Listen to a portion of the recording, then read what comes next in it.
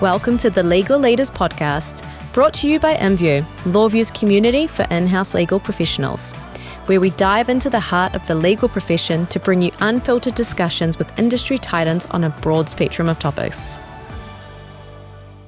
Hey everyone, and welcome to the Legal Leaders Podcast. I'm David Lancelot, the CLO and EVP Advocacy at LawVu, and I have the pleasure to have with me here today Erwin Caban, who is the Deputy General Counsel of Howard Hughes Holdings, Inc. Good morning, Erwin. Thank you for being with us, and where are you coming to us from today? Good afternoon, David. Thank you for having me, and I am coming to you from the Woodlands, Texas, which is a bedroom community about 27 miles north of Houston. Awesome. And maybe, Erwin, you could tell us a little bit about the Woodlands and Howard Hughes for our international audience in particular, but I think also for people in the States. Sure. The Woodlands is a master plan community north of Houston, as I mentioned. It's about 28,000 acres. And it just celebrated its 50-year anniversary in 2024. It is a self-contained community that was started out in the 1970s by a gentleman named George Mitchell. George Mitchell is known as also the father of fracking.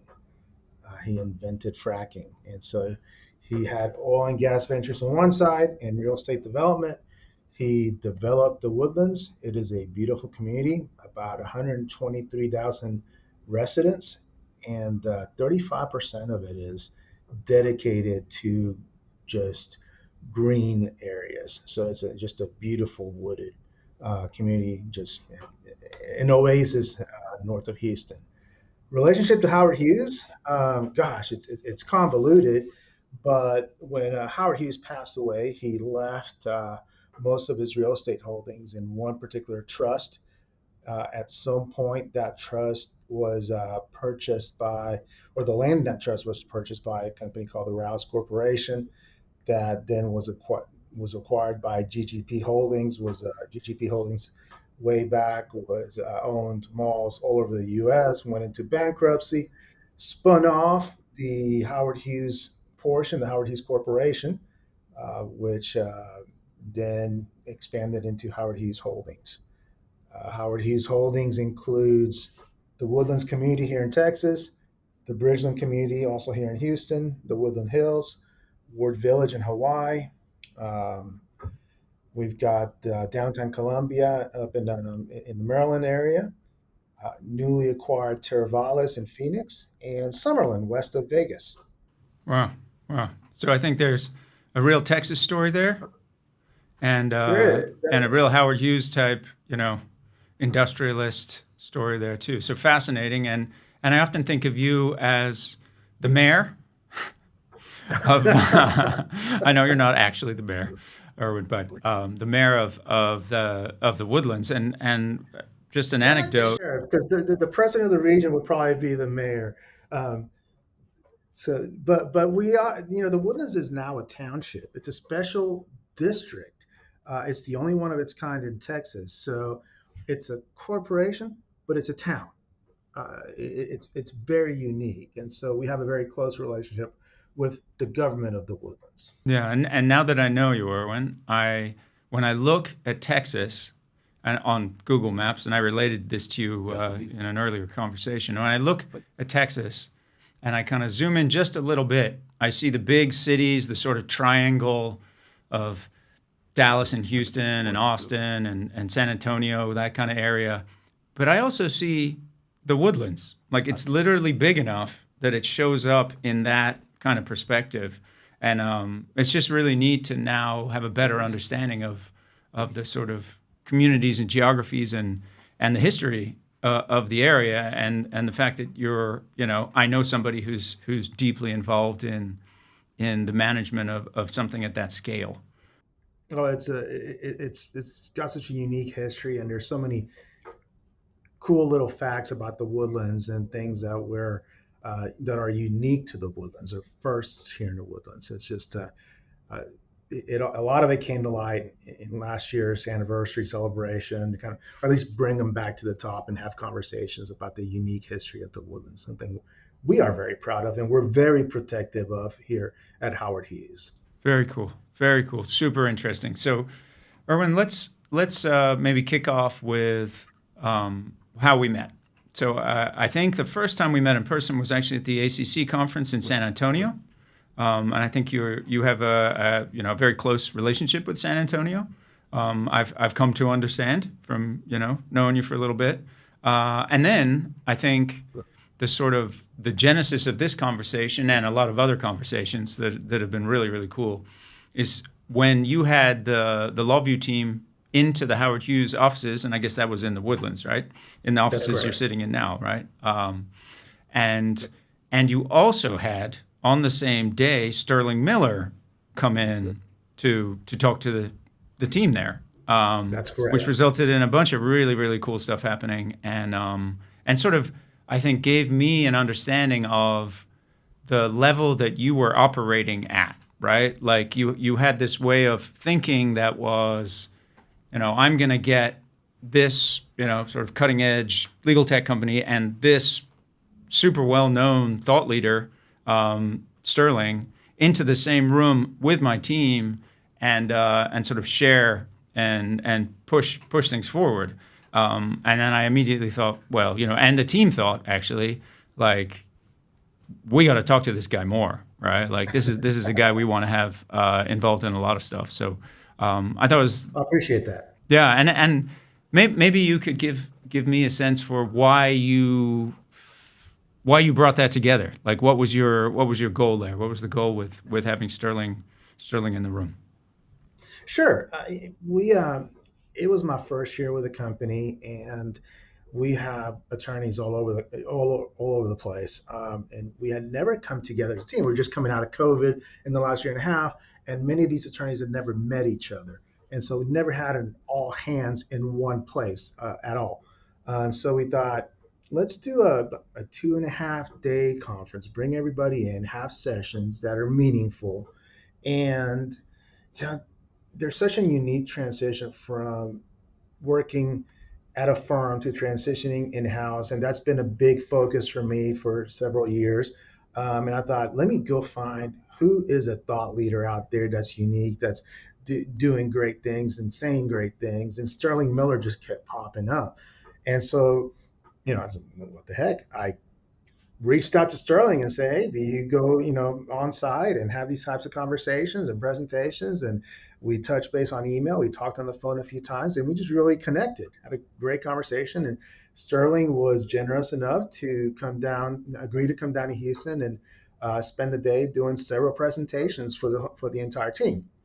In the meantime, here we did not have a document management system at Howard Hughes. Everything, documents were absolutely everywhere, and we had an old system that didn't work. So I RFP'd a bunch of companies and just kept interviewing and narrowing it down. And it came down to who we wanted was LawVu. And we were in the process of onboarding it. And I reached out to the two gentlemen that were helping us out. I said, hey, sent them an email and said, these are the reasons why the company should bring you down to the Woodlands, and the partnership and the relationship that we're building, and so forth and so on. And lo and behold, it was approved.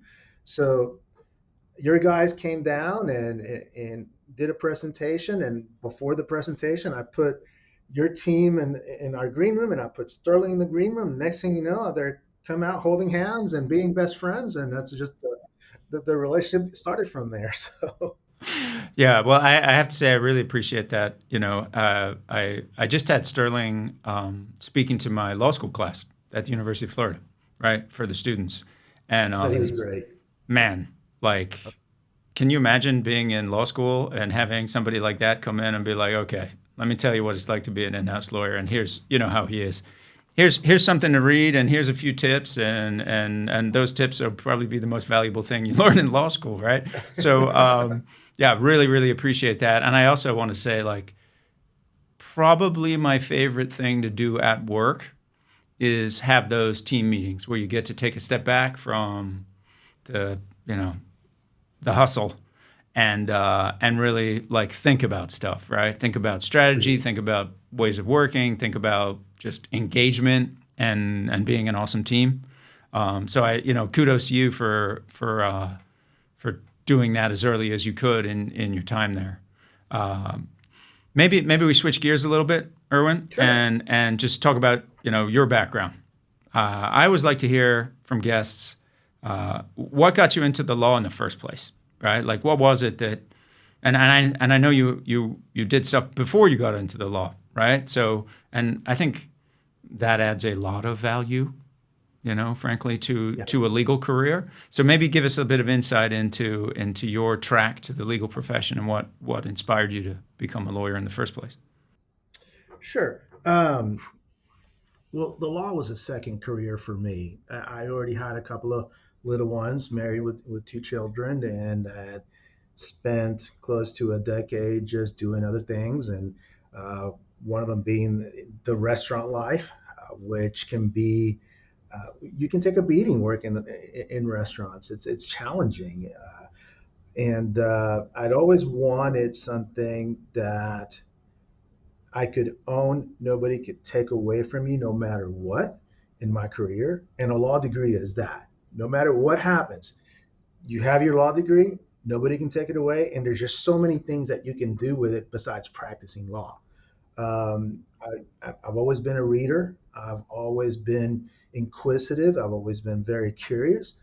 And the law just kind of leads in that direction, obviously.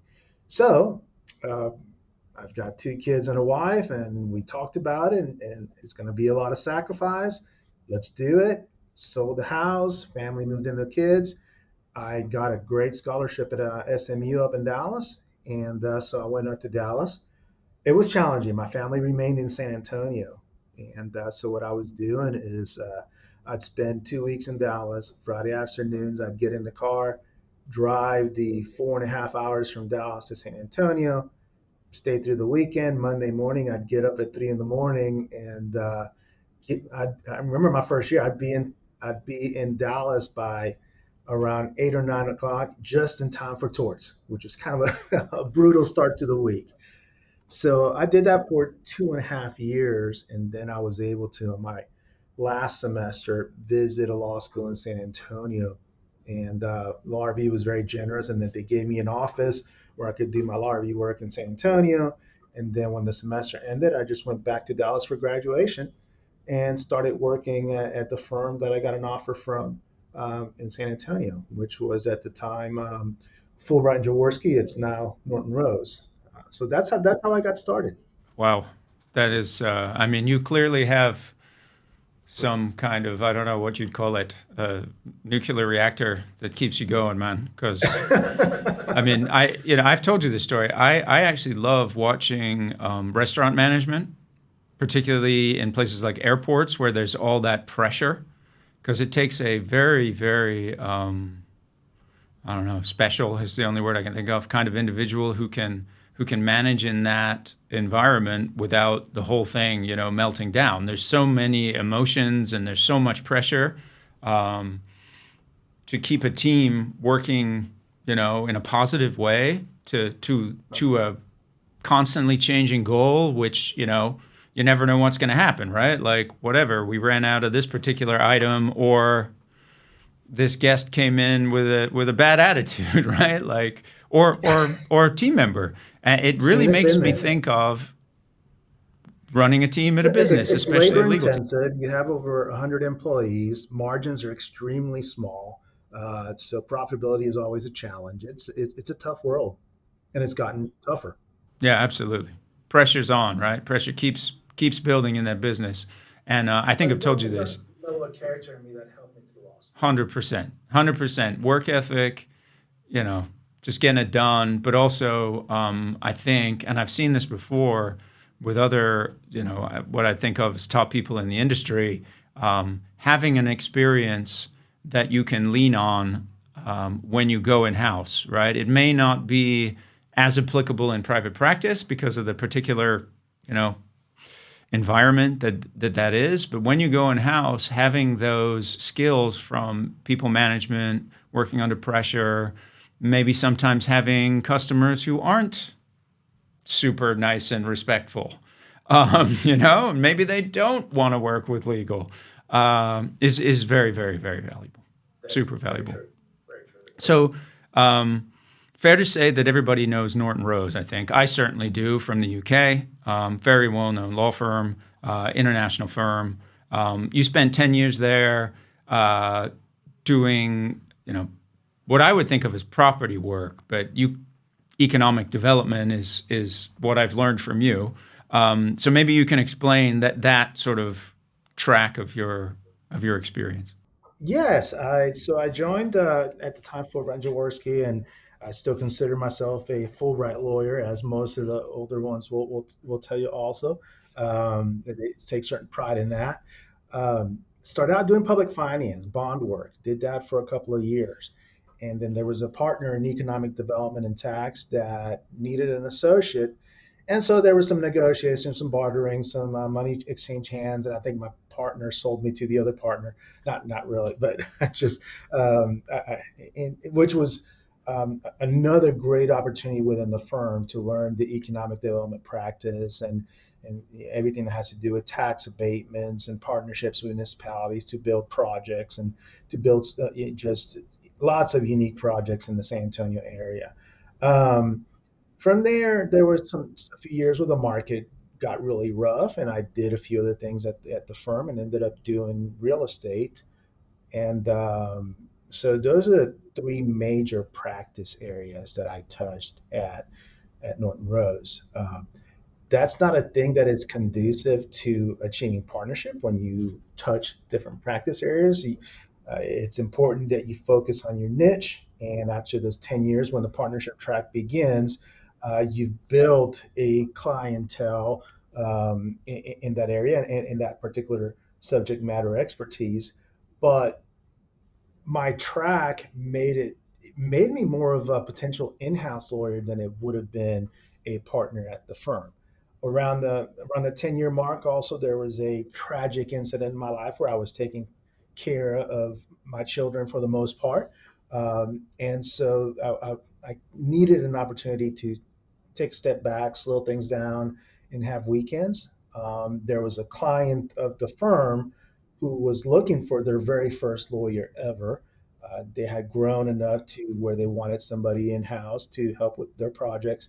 Company was called Coons McCombs, Bart Coons being a very successful local developer, Red McCombs being the backing to the company.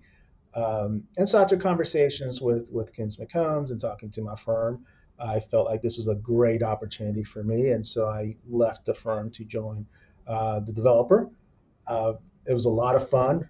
It was a lot being at the table, being part of the decision-making process.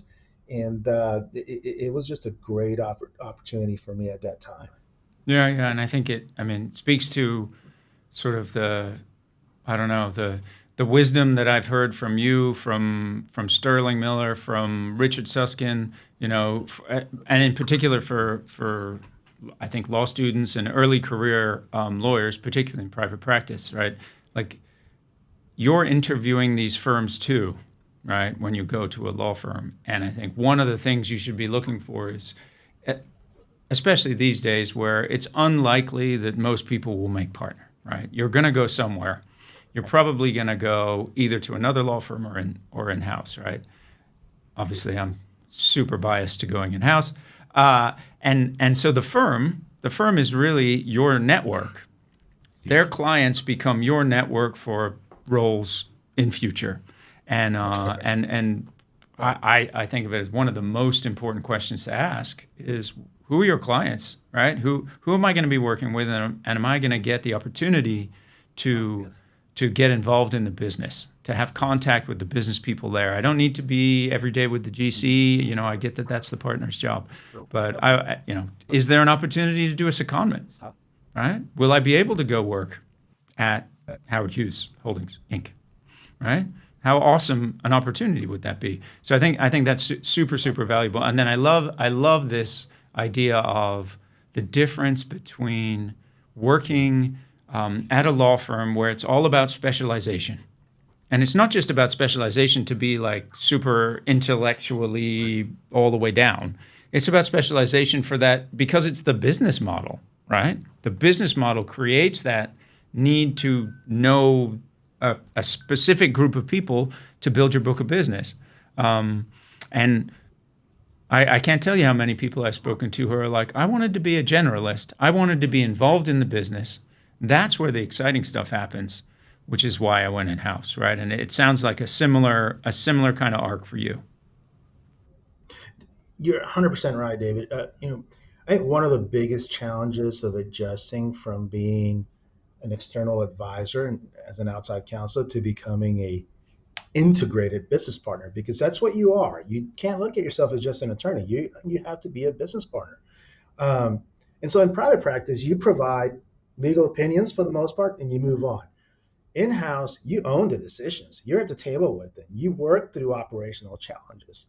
Um, and quite often, you have to provide solutions with imperfect information.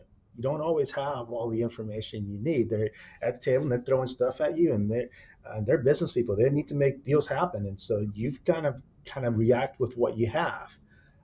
You overcome. I mean, how do you overcome things like this? You build strong relationships with your business partners. You earn trust. That's critical right off the back. You ask a whole lot of questions. Um, and probably the most important one is that you have got to embrace a more practical, risk-based approach uh, to making decisions rather than just purely legalistic one. Absolutely. I mean, I could put all of that on a T-shirt, Erwin. Absolutely. No, I mean, perfect. Like a perfect summary of some of the critical aspects of working in house versus working in private practice. It's so different to be thinking of yourself as a business problem solver as opposed to a legal issue spotter and mitigator.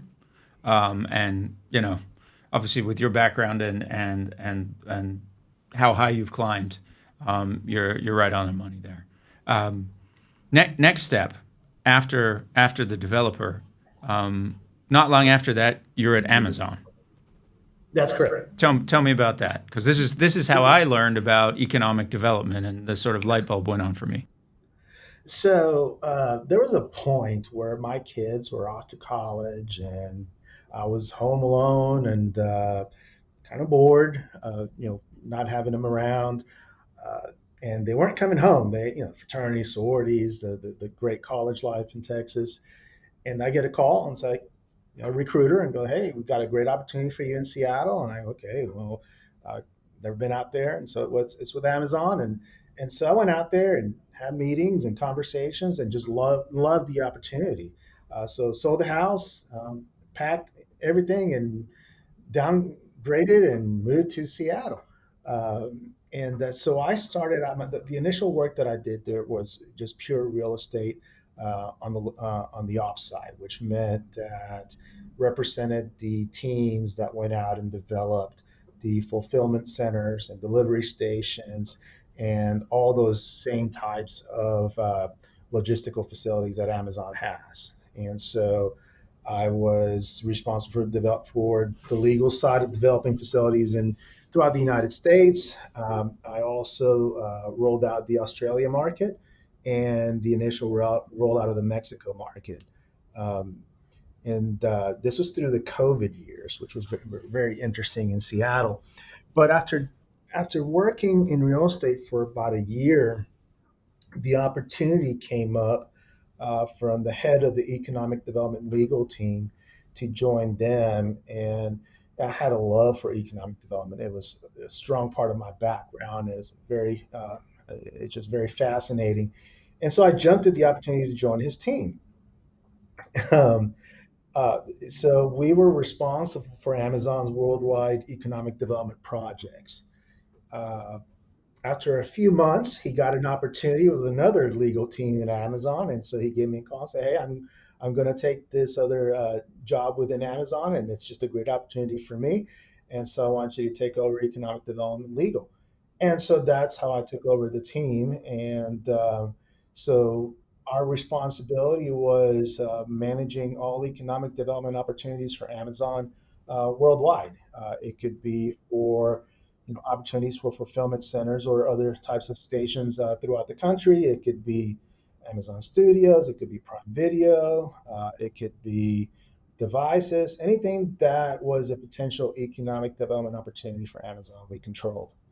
Wow, that is fascinating. And I mean, as I've said to you before, I really did not understand that area of practice before you basically taught me about it. And I think, it's got to be one of the more fascinating areas because it feels to me like very much the intersection between like pretty hardcore commercial lawyering and deep government relations, government affairs practice. And I love both those things, right? It Like, was fascinating, and even more important is the business team that you work with, because the business team I supported at Amazon, the economic development public policy team, to me is probably one of the best business teams in the company. And they were sure. just such a pleasure to work with, and that made it what made it so special for me. Awesome. Awesome. Yeah, yeah. And I mean, I spent a little bit of time at Amazon and it is it's a fascinating business and culture. So I'm sure everybody who works there gets a lot out of it, right? Like, I learned a lot. I would say strategic thinking is, my knowledge of strategic thinking, how I think of how I run my support my team and how I support my stakeholders all came out of my experience at Amazon. yeah, yeah.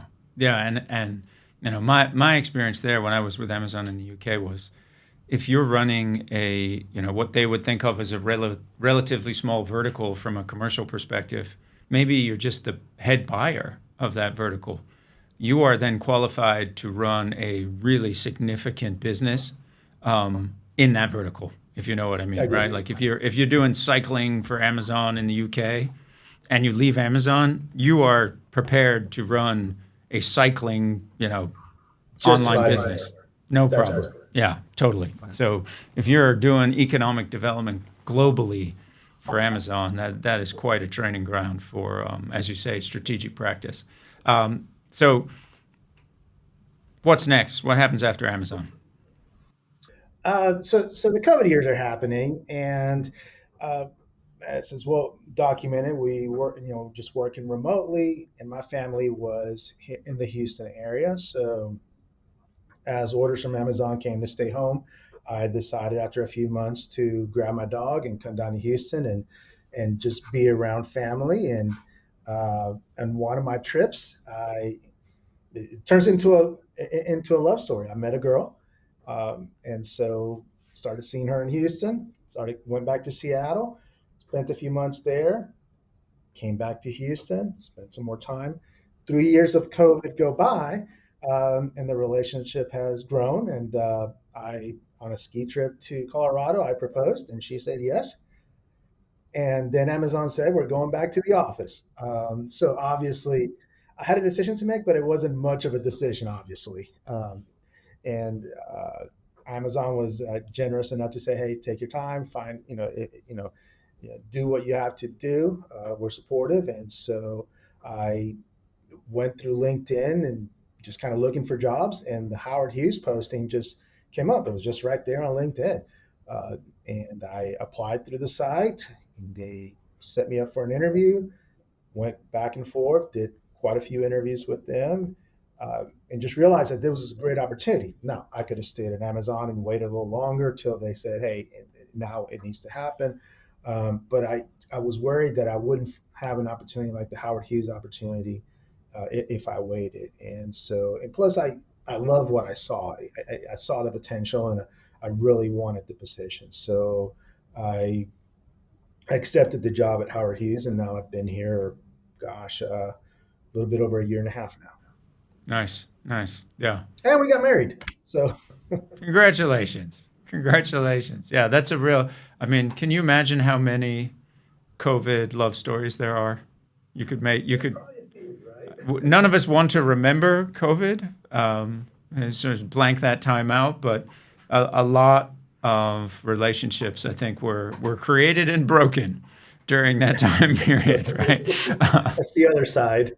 Yes, the other side. But so now you're at Howard Hughes. You're back in Texas, and you're like, let's hear about the way things went, building the function, the team, etc. So I came into Howard Hughes as a associate general counsel uh, to take over real estate in the Houston region, just in the Woodlands, Bridgeland, Woodlands Hills. The real estate AGC was about a year away from retiring, and she was bringing somebody in to spend a year learning. There's so much to know about the history of the Woodlands. It's just such a massive project that it required a year to get an understudy to be prepared to take over. So I came on with the idea of stepping into her role, um, but we lost our general counsel right around that time, right before I came on. And so Nancy, who I was replacing, she took over as interim GC while the company did a nationwide hunt for the right fit, the right general counsel to step in. And so, in the meantime, I stepped into her role. I supported her in her duties as a general counsel. We developed a great relationship, things that I could do that she had never touched. And at the same time, she was educating me on the Woodlands. So, we had an excellent relationship. Um, I was here as pretty much an independent contributor. I was a pure attorney, but there were so many things so many opportunities that could be taken up. So I just started tackling them. And I think I energized people around me to support me on projects and work with me. And they did not report to me, but they worked with me, and I appreciated that and enjoyed the attitude and the approach.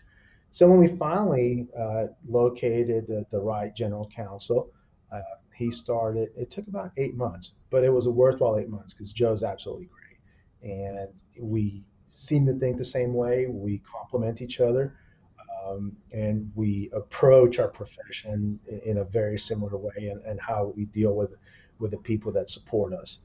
Um, and so Joe came on, and he felt like I could serve a bigger role. So I was promoted to deputy general counsel and took over the Houston region. And so now I have this wonderful team that supports me that I get to work with every day and build this really neat legal practice here in the Woodlands, Texas, because that's what it is.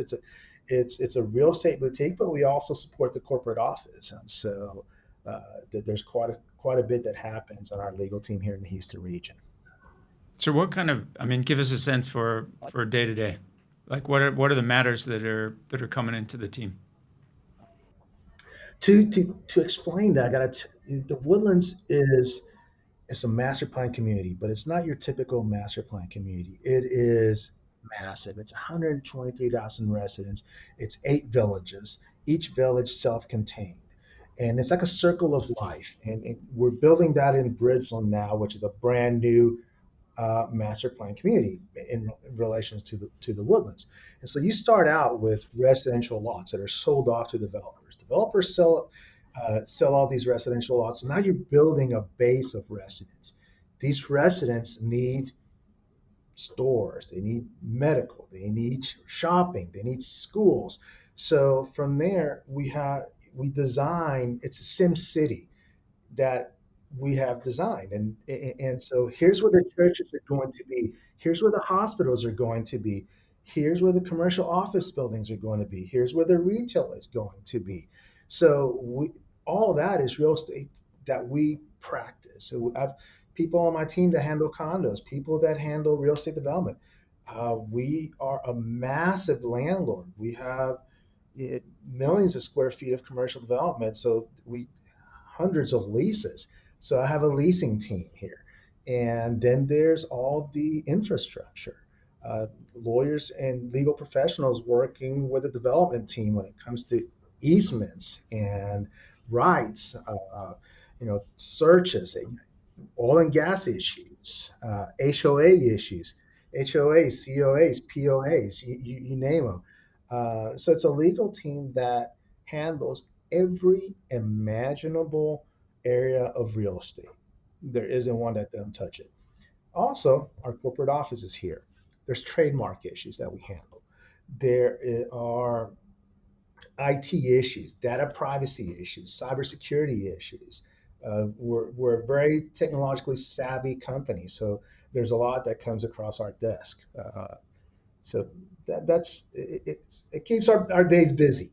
Yes. Well, it sounds like a fascinating practice and one that I didn't really have a good understanding of, because, I mean, I don't know if that's a relatively unique practice because there aren't that many things like that in the world that I can think of, like the Woodlands and the Howard Hughes. We built a town, like a really big town, and retained quite a lot of the at least commercial property there. And I assume you do a lot of work with, government to. We do.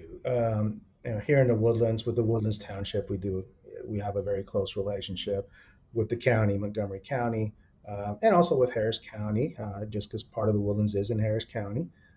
We have Woodlands Hills, that's up in Conroe. That's another municipality that we do a lot of work with. And then Bridgeland, which is, again, in Harris County, in the city of Houston. So we have a close relationship with many municipalities. And that's just the Houston region. The other regions, they have their own relationships with local municipalities. So, yes, we do. I bet you give a fascinating tour of the area. I bet Erwin's driving tour of the Woodlands is probably a really cool tour. We'll give you a very cool tour. You drive around the Woodlands and you don't see anything. All you see are woods because there are deed restrictions on the signage. So, it's interesting that you don't know where the McDonald's is or the HEB or Target because all their signs are ground level. None of the roads are straight. The Woodlands was specifically designed so that when you got off 545 and got into the Woodlands, all the roads would curve so that your mind would start relaxing as you went home. So there's not a straight road in the Woodlands. There's no power lines. This was the first community in the United States that had underground utilities. And so you drive around the Woodlands and there's no power lines anywhere. Everything was very carefully thought out. I love that, actually. Just if all the power lines could be buried, right? Man, that would be nice. Especially now, right? Like with the climate change issues and weather, power lines are a real problem to have them suspended everywhere. Here in California, we've had some significant issues with those. So great that the power lines are definitely not an issue. I love looking outside and I see nothing but green and some buildings. Like I mentioned earlier, 35% of the Woodlands is dedicated to green space. And something I tell my team when they begin a negotiation with counterparty, with opposing counsel, is explain to them when you start the negotiation, we are the way we are. We negotiate the way we negotiate, not because we're difficult. It's because we're not absentee developers. We're not absentee landowners. Our headquarters is here. We live here. We go to school. Our families go to school here and work here and pray here. And our employees went to school up the road at A&M, and they're all second, third generation Woodlanders. So it's because Woodlanders. I like that.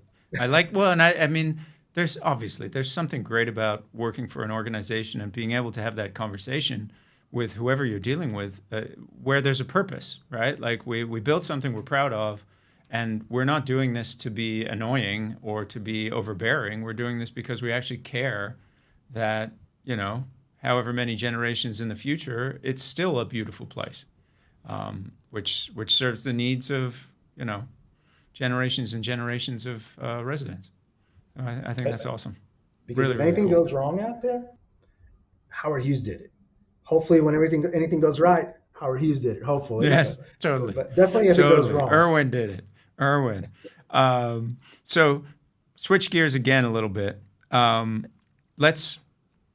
To close out, basically, let's talk about your.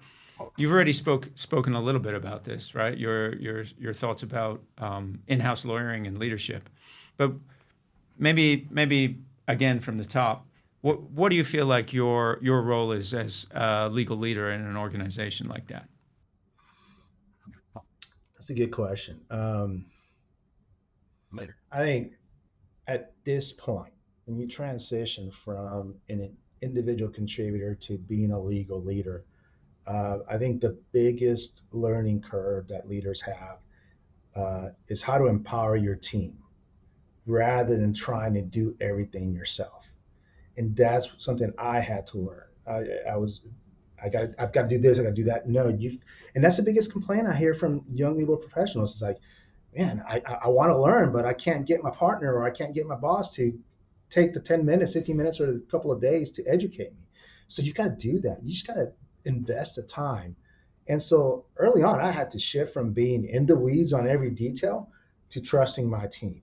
Set clear expectations and just focus on the bigger picture strategy, because that's what you're expected at that point is the team that the business team that you support needs you there at the strategy level. And so you've got to empower your team to handle the weeds and to learn from that. Also, I've learned that leadership isn't just about legal knowledge, it's about communication. It's about aligning with business objectives. And I think most important is creating a culture where the legal team is seen as a trusted partner. That's absolutely critical. And that's the one thing I talk to my team about is how to become a trusted partner. Have one-on-ones with your stakeholders. Build that relationship early on. Ask questions. Be very open. There's always going to be tension between you as the attorney and protecting the company from certain levels of risk and then wanting to make the deal happen. There's always going to be tension, but you can massage it to where there's a middle ground.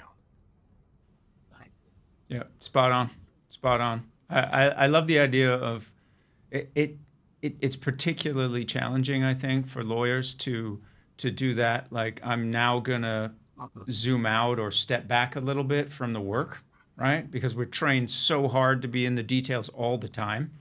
You know, our peers in the IT team or the marketing team or the sales team haven't spent years or even decades being as deep as they can in the technical stuff.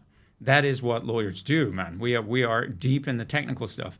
And then to put somebody in a leadership position and say to them, okay, now your job is to not be deep into stuff, that can be a really hard fork for somebody who's in a leadership position in a business, a legal leadership position. And I see too often, like, people who try to micromanage while, you know, as if that's leadership, right? Like, I know everything that's going on, I'm in everything, and you need to be too. And it's like, actually, that's not the job, man. That's not the job. And unfortunately, the legal professional historically has not done a very good job of developing leaders. Historically, it was, hey, you got out of college, you went to law school, you got into a firm as an associate, you worked like, you know, day and night till you became a partner. At no point was there any type of leadership or management training.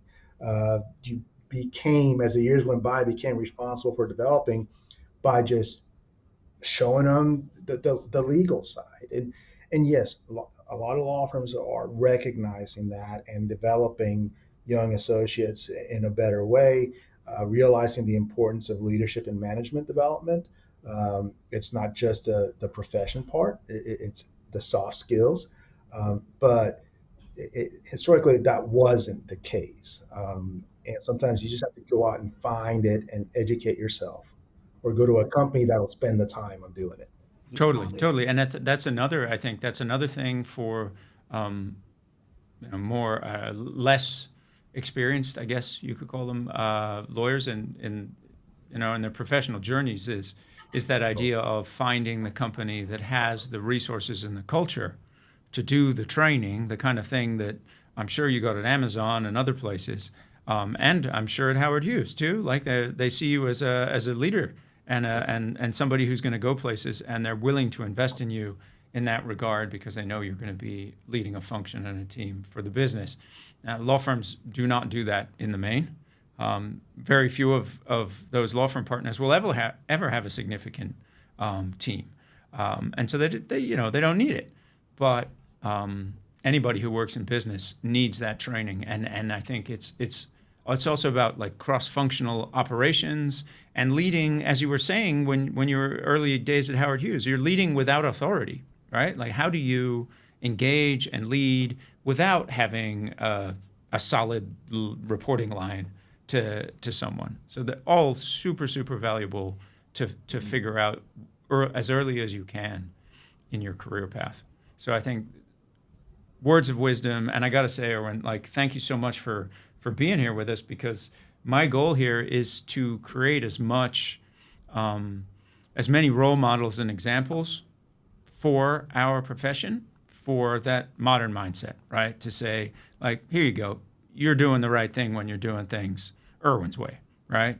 And we'll just keep pushing at that coal face until we get this industry transformed into something that we can all be really proud of.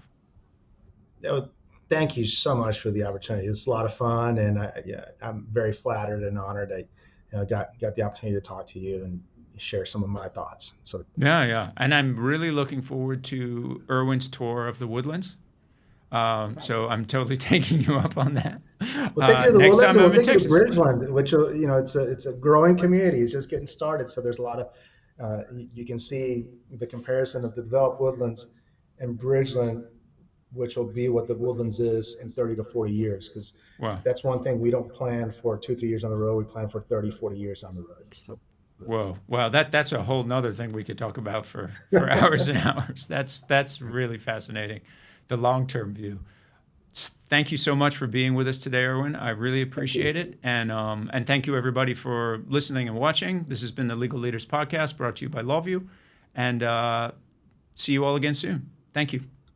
Thanks, David. Take care. If you enjoyed listening, please hit follow and leave us a review on your listening platform of choice. We love engaging with our community and hearing from you, so please head to inview.lawvu.com. Thank you so much for tuning in.